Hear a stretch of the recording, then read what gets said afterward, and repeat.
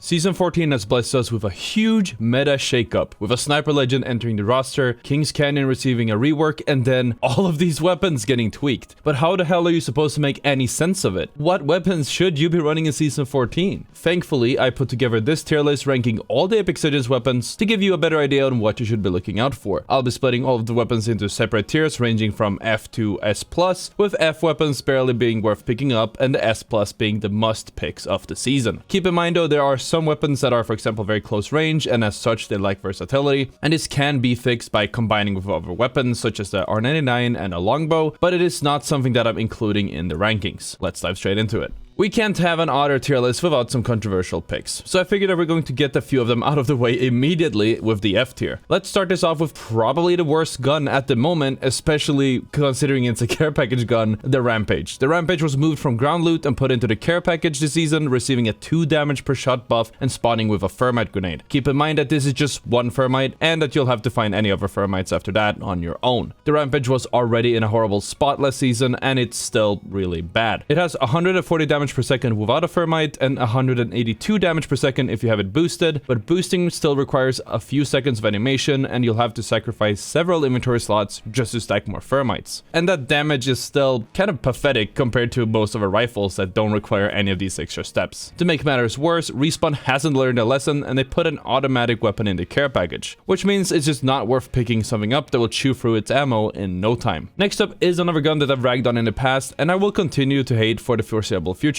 because that's the Devotion. Don't get me wrong, it's really fun to use, but it is just outshined by a lot of weapons, with every assault rifle and almost every SMG being better damage-wise, with the same actually going for any of the light machine guns as well. And that's even with the turbocharger. But Ottr, that can't be true, it shreds. Well, you have to remember the reasoning for this is simple. The gun has a very low fire rate and takes a bunch of shots to hit the maximum rate of fire because, as you know, it ramps up. But this is also a problem when you have it equipped with a turbocharger. The Devotion starts at 75 damage per second and ramps up all the way to 225 DPS, but by the time you hit full charge, you're already dead. You very rarely get a chance to commit to a spray against someone fully, and any other gun can hit you with shorter bursts, moving in and out of cover, and avoid taking a full fight while you're struggling with making the gun deal damage in the first place. To make matters worse, it is incredibly expensive to build to hit its full potential, needing a barrel stabilizer, aside for its horrible iron sights, a stock, energy magazine, and of course, the most important part, the turbocharger. The Devotion is now in a crafter, meaning that you know exactly where to go if you want one, but you have to understand that you're better off picking almost anything else, and instead using those crafting materials to make yourself a battery. And finally, we can't finish off the F tier without a worthy mention to the triple take. It seems like we might be heading into a slow, passive, and marksman meta, so why is the triple take this dramatically low? Funny you should ask, and the answer is very simple. It's worst out of all the sniper weapons, and the marksman weapons. I dare to say that it's worse than almost all weapons, and doesn't have an identity outside of letting some players feel good about themselves after hitting targets moving at range. Shooting fast with the triple take means that you don't use the choke, which means that you will only hit 1 out of the 3 shots for 21, with the maximum damage being 63. Waiting for the charge makes it one of the slowest snipers in the game, and the damage output just doesn't make it worth it. People have made a counter argument that, oh, it's more consistent because it's easier to hit shots with the triple take instead of any other single bullet sniper, but if you're getting a fraction of a normal shot's damage as a participation trophy, it's just not worth it. And before we head into the E tier, I'll ask you to hit the F tiering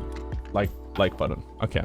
We're starting off the E tier with an overall great weapon that is kind of strong, but mainly a niche pick, which is namely the P2020. It's a pretty solid starter pistol that can be turned even stronger if you couple it with hammer points, and it can dominate enemy teams when contesting points of interest, but falls off later in the game the better everyone's armors get. Obviously, this is a secondary weapon, but you are usually better off relying on your primary to do all of the damage and keeping a secondary weapon with a different role, such as a shotgun or a sniper rifle, and the P2020 is just an extension of basically an automatic weapon at the end of the day. It can now be coupled with a laser sight, which means that hipfire has the potential to be a little bit better, but it received an overall hipfire nerf for when you don't have one equipped, which makes it a little bit weaker in the early game compared to previous seasons. The other hammer point weapon sitting in the E tier would have to be the RE45. This has always been sort of a sleeper pick that does surprising amounts of damage before you even get a crack, and then allows you to melt someone as soon as their armor is down. It's also been a very good choice in early game contests, but they made a big mistake this season season by placing it in the crafter. Yeah, it's good that it comes with a hammer point, but it's not worth spending the crafting materials on, and if you're contesting someone, they're not gonna let you craft it. It received some minuscule buffs to its strafe speed and to the FOV of the iron sights, were changed to remain more in line with other pistols, but SMGs in general are kind of not the play with the mid to long range action that we're seeing during the season. Not to mention that the overall damage per second on the RE45 is a lot lower than its counterpart if you don't get a full one clip, meaning you have to crack someone and then more. If you take a trade with this gun, you will lose out most of the time. I'm just now noticing that the E tier might actually be the light ammo tier because the next pick here is the alternator. Some people would consider this a low pick, sure, but it'll make more sense with the context of the rest of the list, just trust me. The alternator has always been a good attachment slave, which allows you to pick up all the attachments that you'll need to build other weapons, except one big issue: barrel stabilizers were removed from it. Instead, it can be equipped with a laser sight, meaning that building, say, an R301 is no longer as good or viable, and if you're using an alternator as an attachment slave for any other ammo types, it means that you might have to throw away both the laser sight and the magazine. The recoil control is pretty good on it, but the damage isn't much to write home about, but at the end of the day, it is still pretty decent for the early game contested and fights, though you should definitely trade this one away as you head into the mid or the late game. Next up is another weapon, but don't worry, it's a heavy weapon. I mean, it was a heavy weapon. It makes my brain hurt, but the Spitfire is now a light ammo weapon. It has never really been in a good spot outside of cheesing out players with movement and hipfire, since the damage per second is just low enough to get outtraded by almost every gun on this list. Not to mention the strafe speed penalty that basically turns you into a turret. The Spitfire also got nerfed this season with a slight recoil adjustment, making it slightly more difficult to control. Overall, it's a skip from me. But to round off the E tier, we have an actual heavy weapon, and that's the Hemlock. The Hemi has been in a bad spot for a long time, and this season is no exception. It has a very low damage per second compared to its counterpart, both in single fire and in burst fire, coming in at 128 and 138 respectively, and the hipfire received a huge nerf with the assault rifle hipfire changes, making an already poor gun much worse. I place it in the E tier because I still believe that it can have some use as an attachment slave for other assault rifles, and it does have a decent range for all the mid to long range engagements. Let me throw another light weapon under the bus to start the D tier off just right. The R99 has gone from being in a bad spot to worse, losing its barrel stabilizer and becoming another hipfire SMG. Now, its DPS is unmatched compared to other light weapons, but it just can't keep up with the other weapons in the meta with how far away most engagements are turning out to be. The R99 is again on a very different level than all the other light weapons that I mentioned in the previous E tier, but it is by no means strong enough to be relevant in this meta. Another SMG in the D tier received a buff this season, but I still don't believe it to be good enough to actually make a case for itself. That's the Prowler.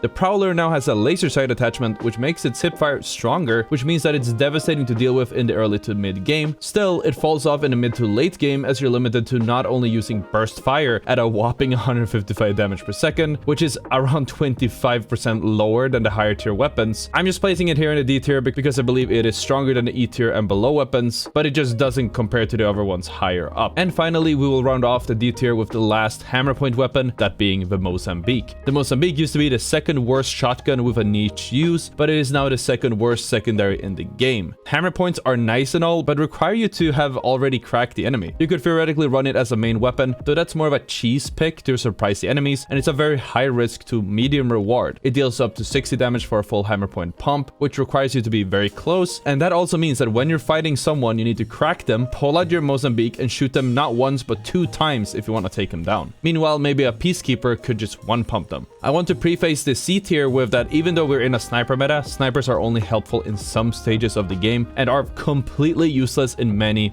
situations. Some snipers are better than others, but I believe these two are worth less on paper than the rest of the long range weapons. The first pick, which probably will spark some angry comments, is the charge rifle. The charge rifle allows for consistent, almost troll tier damage, but it is very expensive to run as it eats 2 sniper bullets per shot while losing out in sniper duels and trades between equally skilled players. The damage isn't to scoff at and should be respected, but it pales compared to other sniper and marksman rifles in this tier list. The other sniper on this tier list that I probably put somewhere between the C tier and the B tier would have to be the Sentinel. Don't get me wrong, it's a good sniper with good potential and a good damage per shot, meaning that it's very economical to run, but it doesn't have too much knockability, which is a considerable factor. Like, what do you actually get out of shooting outside of Evo charge? Like, don't get me wrong, it's good and the economy allows you to maybe hold down an entire area for longer, but it's more important to get knocks and kills than just dealing consistent damage that's just going to be healed up anyways. The longbow, on the other hand, sits in the B tier because unlike the other snipers, you can keep pumping out damage to punish enemies that are out in the open, but it's also economical and can be used to poke for enough damage as well. It's also been buffed with the Skull Piercer and can now deal up to 138 damage for a headshot, making it very strong assuming you're hitting your headshots. It also wins out in trades against most other snipers from its single shot solid damage, but you can also keep strafing and laying down damage against the enemy while they're waiting for the next shot to load. The Kraber is sort of in the same space. Its one-shot potential was nerfed in the last season, and we haven't seen any changes this season, but it suddenly gets a lot stronger if everyone's using a sniper, because there's a higher chance of them standing still, or at the very least, you know, looking at you and making themselves an easier target for you to shoot at a more extended range. It's hard to compare with other weapons since it is a care package weapon with finite ammo, and it won't get a knock unless you get a headshot. But again, it's very good at countering the sniper playstyle, and if the enemy's armor or helmets is low enough of a level, they will still get one shot and give you an opening to push in. Honestly, if you're close enough, body shotting one or two members of the enemy team might just be enough of an opening to turn the fight in your favor anyways. Let's tweak the lens a little bit and also take a look at the L-Star, which is the last weapon in the B tier. The L-Star received a pretty solid buff this season that almost makes it good enough to run alongside the A tier or S tier weapons, but it's still falling a little bit short. If you missed the patch notes, the projectile speed was increased, the number of shots before it starts overheating was increased by 20%, and there is less visual clutter with the bright red flash whenever you hit non-armored targets. The gun feels more responsive overall and less of a headache to use, and I admittedly haven't played with it too much just yet, but I believe it still needs a few more tweaks to actually become meta. The L-Star sits at 170 damage per second, which is respectable, but again, a little bit lower than the meta weapons on this list. Now let's dive into the A tier, with strong weapons that fit well in the current map and the meta. We're starting this list off with the 3030, a marksman rifle that I initially wanted to put in maybe the S or hell, even S plus tier, but I changed my mind after I saw what else was on the horizon. I was initially theorizing that the 3030 repeater would take the wingman's place in the meta as a heavy ammo poking weapon, but it seems that the wingman is just as common as ever, with the sniper ammo being readily available from what seems to be increased ground loot and almost everyone running it. The 3030 would fill the void that the wingman left behind, but that doesn't mean it's not strong. It was actually buffed this season, taking a dual loader by default, but it can also be equipped with a skull piercer, meaning that it can deal upwards of 120 damage per shot if it's a headshot. It is kind of weird to use in early game without a sight, but once you get it going, it's hard to deal with. As opposed to the G7, the 3030 is good for trading single fire shots over longer ranges rather than just mindlessly spamming. Next up is the Peacekeeper, which I wanted to place higher, but after getting to play with its alternatives, this just made more sense. The Peacekeeper does up to 90 damage for a full body pump, but is a single fire shotgun stuck behind a bolt that slows it down significantly, and you will lose out on a lot of shotgun fights against, say, the EVA 8, even if you play cover perfectly. It's also worth noting that the Peacekeeper is a little bit stronger if you're playing, say, Mad Maggie, since her passive allows her to use shotguns without any movement speed debuff, meaning that she effectively loses no speed when aiming down sights as well, which is perfect for when you're abusing the choke. Let's finally close the light ammo chapter with this next piece on the list, the R301. The R301 has received both an indirect and direct nerf since assault rifle hipfire has been nerfed, as well as the build path being a little bit less efficient, with the SMGs no longer running barrel stabilizers, and as such making the normal alternator to R301 switch a little bit less seamless. And its ammo is a little bit harder to come by, as very few people actually would be running light ammo, but it is still one of the most solid and reliable weapons in the assault rifle category. It's versatile, it works perfectly on all ranges, and can be equipped with a wide variety of scopes to make sure you get the most out of any way you want to use it. It's also easy to handle, though it falls short to the damage per second of the other weapons on his list with a DPS of 189. Another assault rifle that again received a nerf to the hipfire and does slightly less damage than the 301 is of course the Flatline. This one might be considered a bit of a controversial pick because yes, the recoil is kind of rough to control unless you're jitter aiming, and it's one of the perfect weapons to jitter aim with to get the most out of it on long distance, but that leaves controller players and people who don't want to develop carpal tunnel behind. So I'll put it here in the center of the A tier. Whether the 301 or the Flatline is better comes down to input and preference, but feel free to let me know what you prefer in the comments. Another example of a solid gun with a little bit too low of a DPS but good handling is the Volt, with a damage per second of 180, so it falls just a little short of the 301. Its slow fire rate and forgiving recoil pattern makes it easy to run and control, much like the 301, but it's an SMG counterpart and as such can be equipped with a laser sight instead. The raw damage per second is kind of low, but the effective damage can be much higher with way less effort than other weapons, placing it on the highest place in the A tier, just not really S tier. Before we head into the S tier, make sure that you hit the subscribe button so you don't miss any of the new uploads. I know 17.4% of you guys watching are subscribed. Can we bring that number up and hit the 200k subscribers this year? That'd be pretty cool. An example of an S tier SMG is funnily enough the one that didn't receive a buff this season, and instead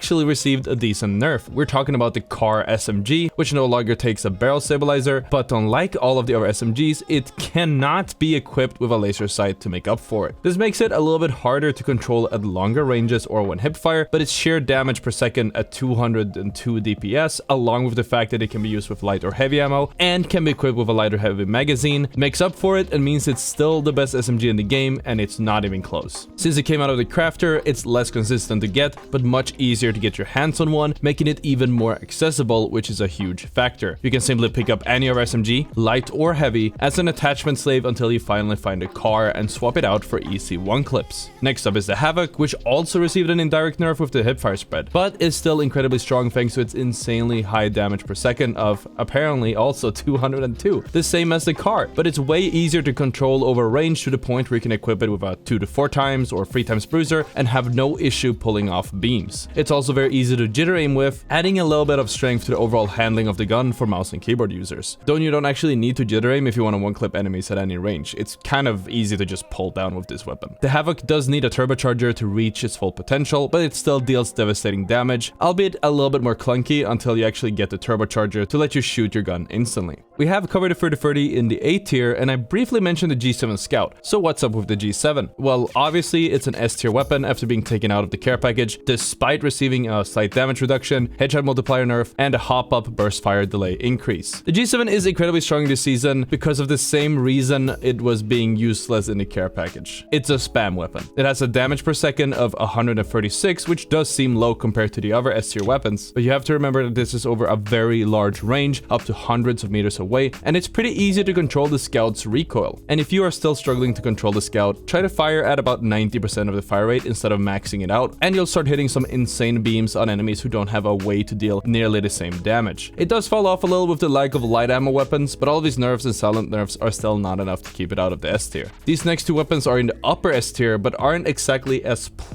Previously in this video, I used the best weapon in the tier as sort of a bridge to the next tier, but I'll have to use both of these simultaneously because they're just really good. First off, we have the Wingman. I mentioned it a few times in this video, and it's still good. If anything, it's really good. It received a silent buff and has gone from headshots previously dealing pretty solid damage to a whopping 113 per headshot, as well as a boosted loader being lowered from legendary to epic rarity, which means it's much easier to get a hold of a boosted loader for faster reload times and larger magazines in the early to mid game until you can find yourself a skull piercer. The fact that the Wingman now is using sniper ammo isn't as significant of a change as I originally anticipated, since everyone and their mother seems to be running sniper rifles anyway, and there are a lot more sniper rifles and ammo in the loot pool. As long as that's true, the Wingman will be worth running and it becomes an upper S tier weapon. The other weapon is a shotgun that might come as a surprise to some of you because this specific shotgun has been sitting in the top of the S+ tier for a long time now, and that's the Mastiff. The Mastiff is still in a care package but has had its projectile growth reduced, its base fire rate reduced by about 10%, and it lost a dual loader attachment. This means that it deals significantly less damage at medium distance and fires a little bit slower, lowering its damage per second by quite a lot actually. Don't get me wrong, the Mastiff still places better than most of the weapons on this list, but pales in comparison to the EVA 8, but more on that in a little bit. But first you have to start the S+